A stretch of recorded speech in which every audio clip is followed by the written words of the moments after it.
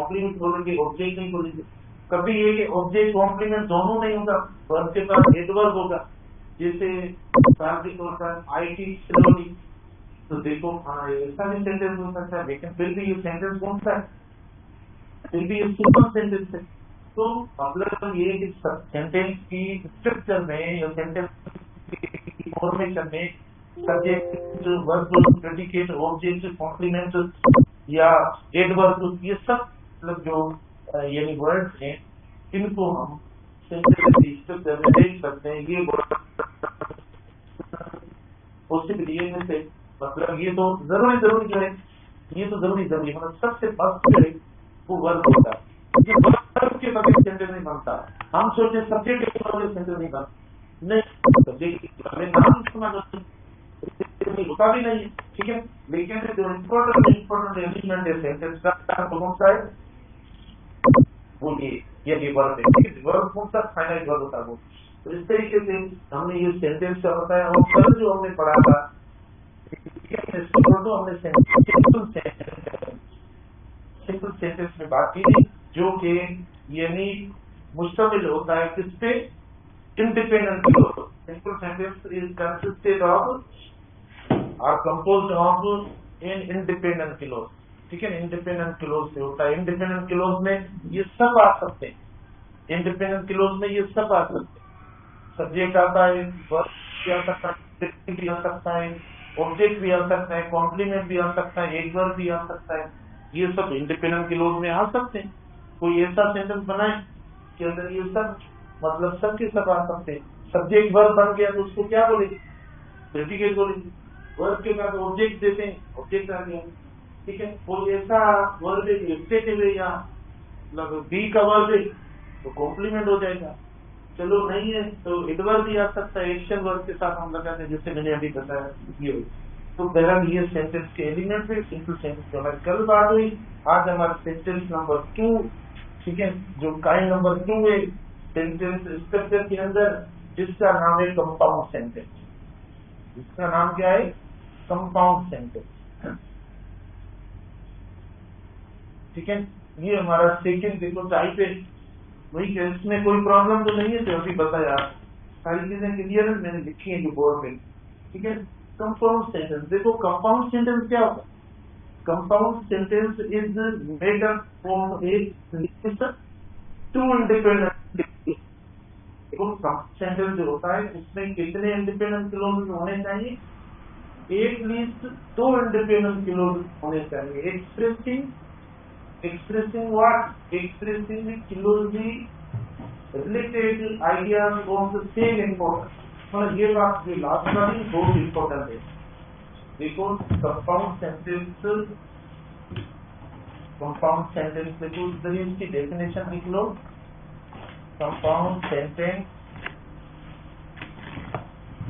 Is made up of at least 2 independent. अब हम independent तो पढ़ गए, समझ गए कि इंडिपेंडेंट किसको कहते हैं, ठीक है। तो देखो इस बुनियाद पर आगे बढ़ते जाएंगे। Compound sentence made up of at least 2 independent clauses expressing closely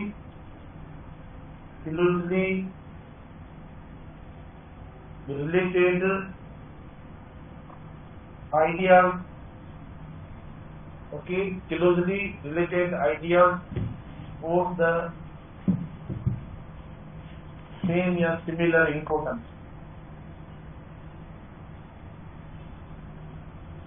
देखो हम किसको चले कंपाउंड सेंटेंस कहते हैं, में कम से कम 2 इंडिपेंडेंट क्लोज होने चाहिए। 2 इंडिपेंडेंट क्लोज मतलब 2 फाइनाइट वर्ब, माना ऐसा सेंटेंस जिसके अंदर 2 फाइनाइट वर्ब समान हो, तो वो आपका क्या हो जाएगा, यानी कंपाउंड सेंटेंस हो जाएगा। एक्सप्रेसिंग क्या, मतलब वो जाहिर क्या करे, वो डिस्क्लोज क्या करे सेंटेंस, वो हमें बताए क्या, closely related ideas of the same importance. मतलब दोनों सेंटेंसेस का आपस में मीनिंग के लिहाज से सिमिलरिटी हो, मतलब दोनों सेंटेंसेस मतलब ऐसा लग रहा हो कि एक दूसरे के लिए आए हो। अगर ऐसा नहीं होगा तो वो कंपाउंड सेंटेंस नहीं होगा। मतलब ऐसा को हो या मतलब ये दोनों सेंटेंसेस एक दूसरे के लिए सेंटेंस बनेगा, लेकिन एक एक्शन शो कर रहा है, दूसरे सेंटेंस का बिल्कुल उस सेंटेंस के एक्शन से कोई ताल्लुक नहीं है, तो वो कंपाउंड सेंटेंस नहीं है। उस सेंटेंस तो हो सकते हैं, लेकिन फिर उसको पुलिस स्टॉप देकर आप अलग लिख सकते हो, लेकिन कंपाउंड में नहीं लिख सकते। कंपाउंड में बगैर पुलिस स्टॉप के लिखा जाता है।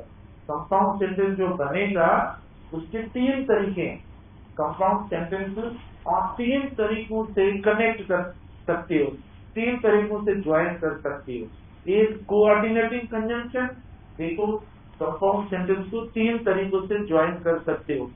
एक कोऑर्डिनेटिंग कंजंक्शन जिनको हम फ्रेम वॉइस कहते हैं, दूसरा सेमीकोलन जो पंक्चुएशन मार्क है, और तीसरा कंजंक्टिव एडवर्ब, तीसरा जो है कंजंक्टिव एडवर्ब, जिनमें जैसे हाउ एवर, नेवरदलेस या देयरफॉर, कॉन्सिक्वेंटली ऐसे अल्फाज जो इस्तेमाल करते हैं जिनको हम कंजंक्टिव एडवर्ब कहते हैं।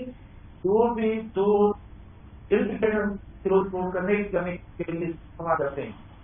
तो देखो कंपाउंड सेंटेंस की जो नेचर होनी चाहिए वो ये लास्ट जो वर्ड है ना, एक्सप्रेस क्या करें, क्लोजली रिलेटेड आइडिया को, माना ऐसा लग रहा हो कि ये बिल्कुल सेम आइडिया परफॉर्म कर रहे हैं, दोनों वर्ड्स, दोनों फाइनाइट वर्ड्स, तब जो वो फॉर्मेशन होगी, तब जो वो कॉम्बिनेशन होगी दो इंडिपेंडेंट क्लोजेस की, उससे हम कंपाउंड सेंटेंस कहेंगे।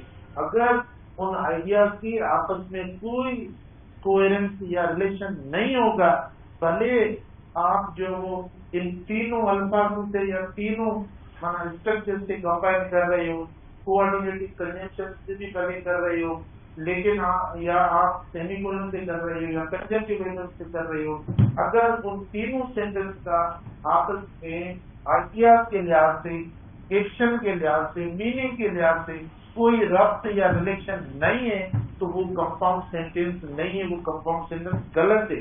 उसको फिर लिखना चाहिए फुल स्टॉप देकर, माना दोनों को सेपरेट किया जाए। इंडिपेंडेंट क्लोजेस कंपाउंड में तब आपस में मिलेंगे, ज्वाइन होंगे, जब उनका आपस में ताल्लुक होगा, आइडियाज का आपस में ताल्लुक ना होने की वजह से वो सेंटेंस कंपाउंड नहीं हो सकता।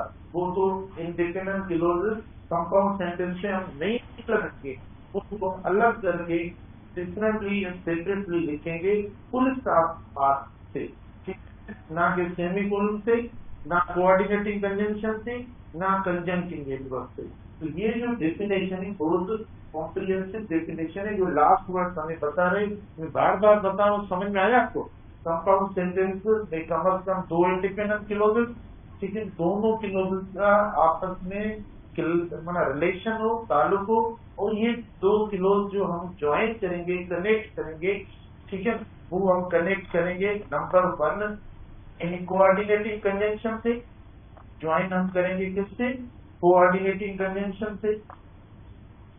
मतलब जो कोऑर्डिनेटिंग कंजंक्शन से उनको पेन बॉयज शॉर्ट में कहा जाता है, क्या कहा जाता है, पेन बॉयज कहा जाता है। कोऑर्डिनेटिंग कंजंक्शन को हम शॉर्ट में मुख्तरन पेन बॉयज कहते हैं। पेन बॉयज आपको पता होगा, या बोले तो पूरा फॉर्म आपको बता दो। देखो ये 4 हो जाएगा, देखो ये एंड हो जाएगा, देखो ये नोर हो जाएगा, देखो ये फट हो जाएगा, देखो ये यानी और आ जाएगा, देखो ये आ जाएगा, देखो ये देखो सो आ जाएगा, ठीक है। तो देखो ये जो है coordinating conjunction, for and NOR but और ये सो, ये होगा। अच्छा, उसके बाद नंबर 2 जो ऐसे मतलब सेम आइडियाज वाले, सेम जो वो इम्पोर्टेंस वाले, सेम जो एक्शन मिलने से एक्शन जो है वो होने वाले जो इंडिपेंडेंट दो क्लोजेस हैं, उनको एक तो हमने इस तरीके से ज्वाइन किया। नंबर सेकंड आप ज्वाइन करेंगे सेमीकोलन से, सेमीकोलन से ज्वाइन करेंगे। सेमीकोलन की निशानी देखो, ये सेमीकोलन की निशानी, पंक्चुएशन मार्क जो है ना सेमीकोलन, जिसको फंक्शन के लिहाज से कोऑर्डिनेटिंग कंजंक्शन का दर्जा दिया गया, मतलब फंक्शन के लिहाज से सेमीकोलन का जो दर्जा है या जो स्टेटस है, यानी सेंटेंस स्ट्रक्चर के अंदर कि वो बराबर है कोऑर्डिनेटिंग कंजंक्शन। आप कोऑर्डिनेटिंग कंजंक्शन इस्तेमाल करो या सेमीकोलन इस्तेमाल करो, ये दोनों का मतलब एक जैसा है, दोनों मतलब एक ही वैल्यू या एक ही इंपॉर्टेंस की हैसियत रखते हैं। नंबर तीसरा जो यूज करते हैं, जिसको मैंने कहा कंजंक्टिव एडवर्ब, कंजंक्टिव यानी दो इंडिपेंडेंट क्लोजेस को कंपाउंड में जो ज्वाइन करते हैं, तो वो माना तीसरी कैटेगरी जो तीसरा टाइप है, उन अल्फाजों का नाम है कंजंक्टिव एडवर्ब, ठीक है। और वो कंजंक्टिव एडवर्ब ये वाले हैं, देखो के अंदर कॉन्सिक्वेंटली, नेवरदलेस, ठीक है, हाउएवर, देयरफॉर, मोरओवर, एटसेट्रा। देखो ये वाले वर्ड्स जो है, ये भी ऐसे सेंटेंसेस को मीनिंग के साथ, जैसी मीनिंग निकल रही है उस हिसाब से इस्तेमाल करें। देखो अब इनका यूज जो मुख्तलिफ होता है। जब हम कोऑर्डिनेटिंग कंजंक्शन से दो सेंटेंस को कनेक्ट करेंगे, दो इंडिपेंडेंट क्लोजेस को, तो हमें ऐसे दो सेंटेंस को पंक्चुएट भी करना पड़ेगा। अगर आप पंक्चुएट नहीं करेंगे तो वो भी एरर, यानी कोऑर्डिनेटिंग कंजंक्शन से या कंजंक्टिव एडवर्ब से जब भी ज्वाइन करेंगे तो आपको इन दो सेंटेंस को पंक्चुएट करना पड़ेगा। पहले बात करते हैं कोऑर्डिनेटिंग कंजंक्शन की। जब आप ज्वाइन करेंगे तो इन कंजंक्शन से पहले, अभी मैंने तो इधर इनको अलग करने के लिए कामा लगा लिए, लेकिन इनमें से कोई कंजंक्शन आता है सेंटेंस को ज्वाइन करने के लिए, ठीक है, तो आप देखो कामा पहले लगाए, कामा लगाकर फिर नया क्लोज स्टार्ट करें। बेटा जब भी यानी दो सिंपल, हाँ देखो दो सिंपल या इंडिपेंडेंट, तो बना कंपाउंड सेंटेंस कॉम्बिनेशन किसकी है, दो सिंपल बोले तो भी सही है, क्योंकि सिंपल में क्या है, इंडिपेंडेंट क्लोज है, तो भले आप बोल दो। यानी जो कंपाउंड सेंटेंस बनता है दो सिंपल या इंडिपेंडेंट क्लोजेस से बनता है, और वो बनता तब है जब उनकी आइडियाज जो है वो सेम इंपॉर्टेंस, सेम वैल्यू वाली हो और आपस में उनका रिलेशन हो। तब एग्जाम्पल देता हूँ, और उनके बनाने के लिए, यानी ये तीन जो है वो मतलब उनकी कॉम्बिनेशन करवाने के लिए, ठीक है, उनकी कॉम्बिनेशन करवाने के लिए या उनको कंबाइन करवाने के लिए हमारे पास तीन पैटर्न या फॉर्मेट हैं, जिससे वो दो इंडिपेंडेंट क्लोजेस मतलब यानी मिल सकते हैं या कोहेरेंस हो सकती है। उनमें ये वाले कंजंक्शन है सेमीकोलन संज्ञा के लिए। जब कोऑर्डिनेटिंग कंजंक्शन आप इस्तेमाल करेंगे तो इन मतलब एक सिंपल सेंटेंस या इंडिपेंडेंट क्लॉज हुआ, फिर दूसरा इंडिपेंडेंट क्लॉज लिखने से पहले जब दो सेंटेंस जब भी मिलेंगे, वो दो इंडिपेंडेंट हो या एक इंडिपेंडेंट या डिपेंडेंट हो, दो सेंटेंस दो क्लॉज जब भी मिलेंगे वो बगैर कंजंक्शन के कभी नहीं मिलेंगे, मतलब कंजंक्शन हमें लगाना पड़ेगा तब वो नहीं हो सकते। तो जब हम कंजंक्शन इस्तेमाल करेंगे कोऑर्डिनेटिंग कंजंक्शन की, ये खुसूसियत है कंजंक्शन की, खुसूसियत है कोऑर्डिनेटिंग कंजंक्शन की, प्रॉपर्टी है या फीचर है कि लगने से पहले वो कामा कैरी करता है, कामा मतलब, लेकिन उसके लिए शर्त ये हो कि सब्जेक्ट हो, उसके साथ सब्जेक्ट आएगा। अब इस तरह ये आप इसे वर्बली शायद ना भी समझे, मैं इधर इनकी प्रैक्टिस आपको करवाता हूँ एग्जाम्पल के थ्रू, फिर इस पे बात करूंगा तो ये बात बहुत ज्यादा आसान हो जाएगी आपके लिए। तो बेटा दो बातें हुई जिनकी आइडियाज तो नहीं मतलब उसका होगा। मिसाल के तौर पर आप देखो, मैं टू सेंटेंसेस इधर लिखता हूँ अलग, जिसे देखो आई ठीक है ना। I study for the test. My brother is, ठीक है, my brother is running. My brother is running in the ground.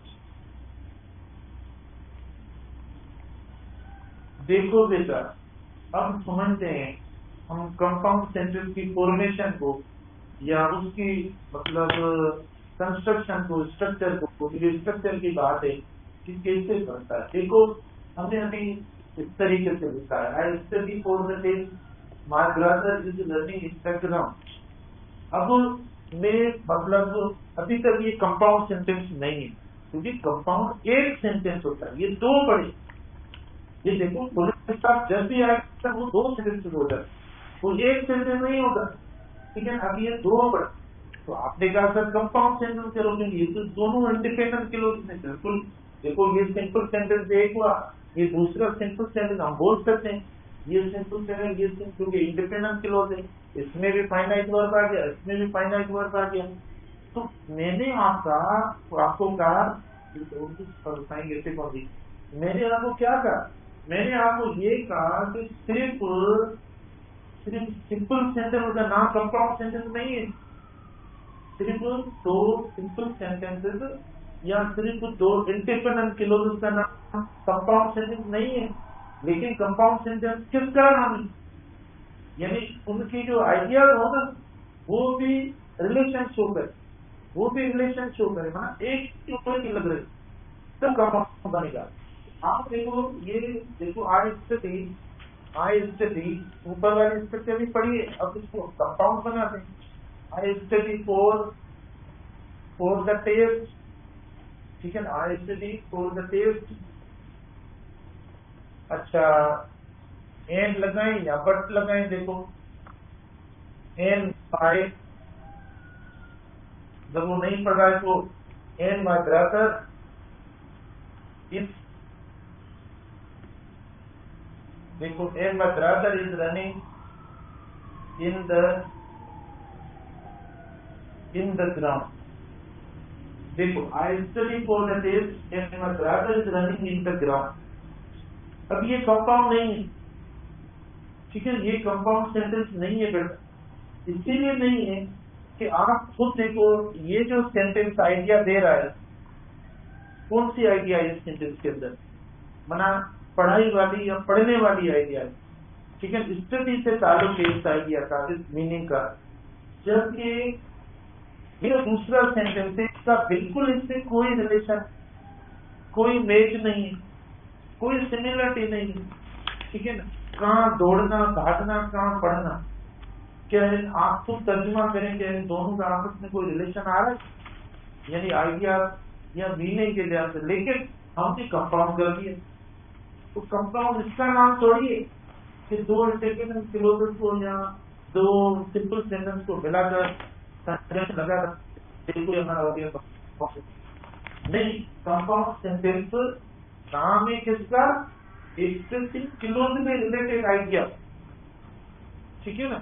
माना अगर स्टडी की बात हो रही है तो फिर सेकंड सेंटेंस भी आपकी स्टडी, आपकी एजुकेशन या एग्जाम, देखो उससे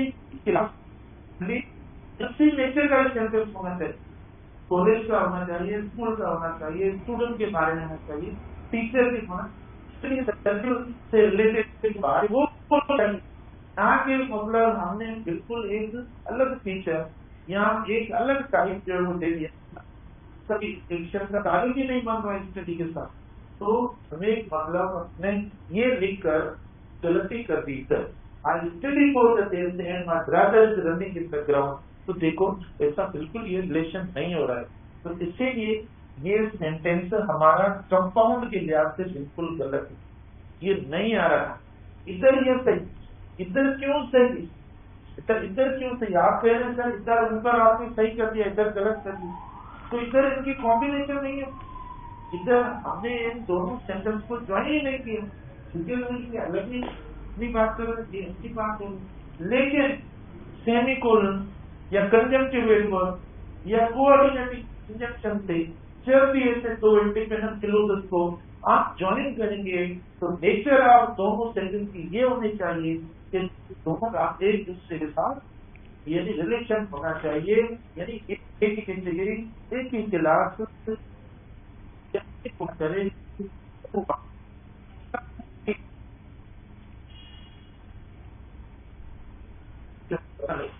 तो इनमें से बना सकते हैं, ठीक है, इनमें बना सकते हैं। आप देखो इधर हम बना सकते हैं, इधर देखो आई स्टडी, ठीक है, I study for the test and my brother, I study for the test and my brother is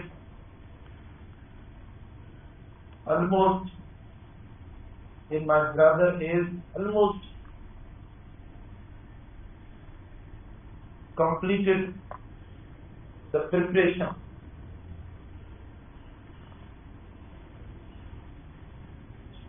So I study for the test, and my brother has almost completed the preparation for the test या for the exam. देखो ये कर दिया, ठीक है। आप देखो I study for the test and my brother has almost completed the preparation for the test. तो क्या अब आपको लग रहा है कि इस सेंटेंस के अंदर जो बात हो रही है वो मतलब एक एक्शन या एक जैसे जो है वो मतलब यानी एक्शन के लिए या लेकर आप दोनों सेंटेंसेस को एक बार कम्युनिकेट कर रहे हैं या नहीं, या दोनों मतलब अलग अलग या डिफरेंट यानी फंक्शन या एक्शन की बात कर रहे हैं, मतलब एक पढ़ रहा है तो दूसरा पता नहीं क्या कर रहा है, ऐसा तो नहीं है ना। दोनों देखो एक जैसी बात कर रहे हैं, study for the test and my brother is almost, ठीक है ना, completed the preparation for the test. ये जो है वो मतलब पढ़ता है कि उसने जो है वो अपनी पढ़ाई प्रिपरेशन जो है ना अपनी कंप्लीट कर ली है, वो भी टेस्ट के लिए, ये भी टेस्ट के लिए। और देखो ये मैं कह रहा था कि हम कामा लगाएंगे क्या, जब भी कोऑर्डिनेटिंग कंजंक्शन आएगा और बेटा उसके बाद देखो कोऑर्डिनेटिंग कंजंक्शन के बाद अगर सब्जेक्ट आता है, अगर सब्जेक्ट नहीं आएगा तो आप कामा नहीं लगाएंगे, सब्जेक्ट आता है तो आप क्या लगाएंगे, कामा लगाएंगे। देखो ये सब्जेक्ट किसका बेटा, ये हुआ फर्स्ट क्लोज, ये पहला क्लोज हो गया था, ये पहला सब्जेक्ट और वर्ब, ये फर्स्ट आपका क्लोज या इंडिपेंडेंट क्लोज हो गया, ये पहला क्लोज हो गया। जब आप दूसरा क्लोज कंपाउंड सेंटेंस का लिखेंगे तो दूसरा क्लोज मतलब जब आप लिख रहे हो तो उससे पहले दायरे दो क्लोज को ज्वाइन करेंगे। हमने आपको तीन चीजें बताई, कोऑर्डिनेटिंग कंजंक्शन, तो आपने कोऑर्डिनेटिंग कंजंक्शन लगानी है, ठीक है। तो कोऑर्डिनेटिंग कंजंक्शन से पहले कामा लगानी है नहीं, कंप्यूट करना है या नहीं, हाँ कंप्यूट करना है। कब हमें कंप्यूट करना है, जब सब्जेक्ट, तो देखो सब्जेक्ट इसका और ये वर्ब आ गया, अगर सब्जेक्ट आ गया कोऑर्डिनेटिंग कंजंक्शन तो लगेगा कंपाउंड के अंदर, ठीक है। तो आपने लगा दिया और कामा भी दे दिया। लेकिन अगर नहीं है, आप नहीं कर रहे, ठीक है, I study for the test and almost completed my preparation, ठीक है, and almost completed my preparation, ठीक है। देखो दूसरा ये है, अगर ये सेम होता है आई एम स्टडीइंग, देखो I am studying for the test, देखो हम सब्जेक्ट रिपीट तब नहीं करते जब सब्जेक्ट सेम होता है, ठीक है। I am studying, sorry study इसमें लिखना, I am studying for the test and nearly almost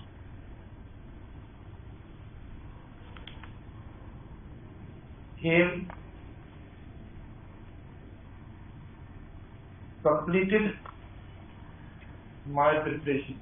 बेटा देखें जल्दी क्योंकि इसमें अब ये पढ़ा, अब देखो इसमें देखो, दोनों में देखो, इसमें देखो दो अलग सब्जेक्ट, इसमें एक सब्जेक्ट आपका आय है, दूसरा सब्जेक्ट आपका माय ब्रदर है, दो डिफरेंट सब्जेक्ट, ठीक है। जब दो डिफरेंट सब्जेक्ट आएंगे तो आप कामा से सब्स्टिट्यूट करेंगे, तो वो डिफरेंट सब्जेक्ट आएंगे। हम इधर देखो हमने दूसरा सब्जेक्ट नहीं दिया, लेकिन फिर भी ये कंपाउंड सेंटेंस, ये कल भी मैंने आपको बताया था सिंपल सेंटेंस के अंदर।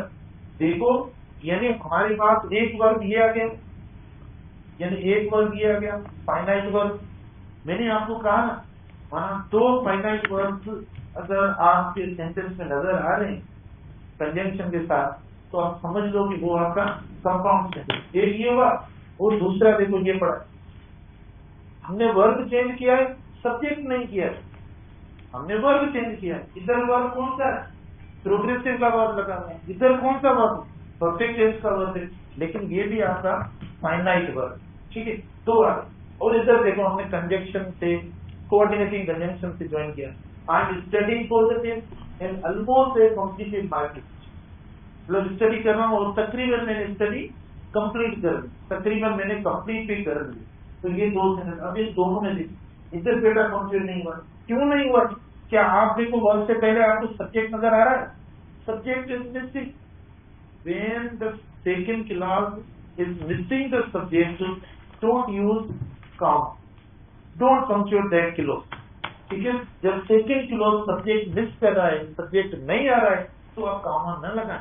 जब सेकंड क्लॉज में सब्जेक्ट आ रहा है, ठीक है ना, तो आप कोऑर्डिनेटिंग कंजंक्शन से पहले क्या लगाएं, ठीक है, तो आप कॉमा इस्तेमाल करें, जैसे इधर हमने इस्तेमाल, जैसे देखो इधर इस्तेमाल। तो इस तरीके से जो है ना अपना कंपाउंड सेंटेंस बनाएंगे, लेकिन कंपाउंड के लिए मैंने जो आपको कॉन्सेप्ट दिया या लिखा है उसको फॉलो करेंगे तब। अगर नहीं करेंगे तो देखो फिर इधर हो जाए। ऊपर वाले दो सेंटेंस को हमने दिलाया ना, तो देखो इधर देखो, आई वेंट टू, देखो I went to college, I went to college, option देता हूँ, ये ए ऑप्शन हुआ, I went to college but it was closed. I went to college but it was, अब हमने बट इस्तेमाल कर दिया।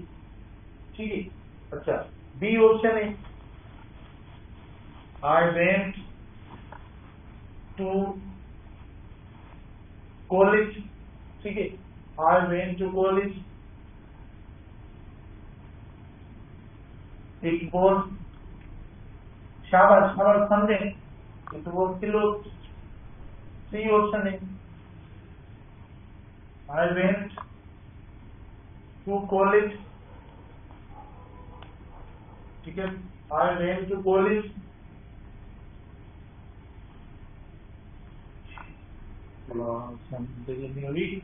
But it was closed.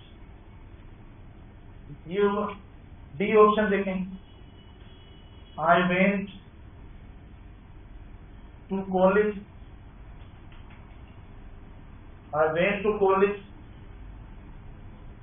But it was closed. बेटा बताओ शाबाश जल्दी, ठीक है, I went to college but it was closed. तो मुझे बताओ क्या इसमें कंट्रोल, देखो बट हम इस्तेमाल करेंगे कब, बट हम तब इस्तेमाल करेंगे जब कंट्रास्ट हो, बट कब इस्तेमाल करेंगे जब कंट्रास्ट हो। तो देखो कंट्रास्ट नजर आ रहा है, बट इस्तेमाल करेंगे, कोई दूसरा नहीं, पहला सही है गलत है, बताओ फर्स्ट सही है गलत है, कौन सी इधर है कौन सी गलत, क्योंकि आपका दूसरा जो क्लोज है वो सब्जेक्ट से स्टार्ट हो रहा है। जब सब्जेक्ट से दूसरा इंडिपेंडेंट क्लोज स्टार्ट होगा तो उससे पहले वाले कोऑर्डिनेटिंग कंजंक्शन से पहले आपको पंक्चुएट करना पड़ेगा, कॉमा वो नहीं है। तो देखो ए ऑप्शन आपका गलत हो गया। बी ऑप्शन पे आते हैं, I went to college semicolon it was closed, ये तो सही हो गया, मतलब मैंने कहा सेमीकोलन भी लगती है तो इंडिपेंडेंट क्लोज को ज्वाइन करेंगे, नहीं बेटा सेमीकोलन के बाद जो वर्ड आएगा, जो सेंटेंस की बिगिनिंग होगी छोटो छोटो अक्षर, ठीक है, तो उसका फर्स्ट लेटर जो है ना स्मॉल होगा, सिवाय आगे और प्रॉपर ना। तो यहाँ पर देखो ये कैपिटल हो, राइट, अच्छा तो कैपिटल होने की वजह से अदरवाइज सही है, स्मॉल का तो आज सही हो जाएगा सब में, बड़े वो जो ये इधर आप इसको हटाकर सेमीकोलन लिखेंगे तो सही हो जाएगा।